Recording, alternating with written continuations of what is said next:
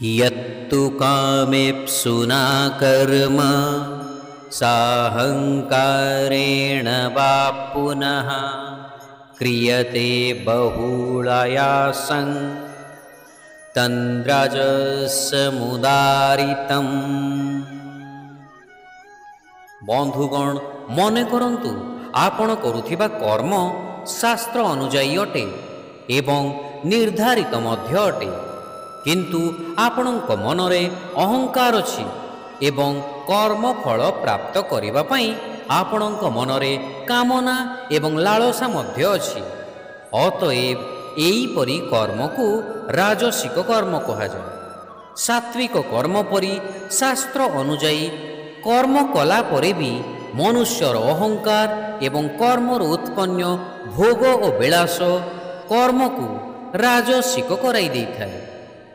राजसिक कर्म उच्च अभिलाष बा कामना द्वारा प्रेरित होइथाय एवं तीव्र उद्यमयुक्त होइथाय।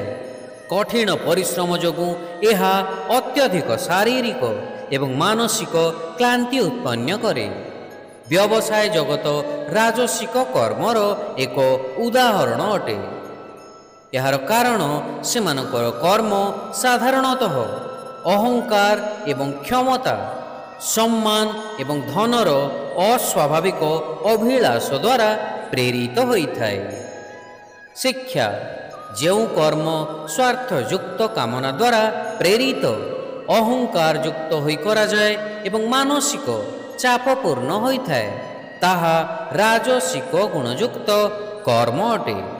Action that is prompted by selfish desire, enacted with pride and full of stress is in the nature of passion. Hare Krishna.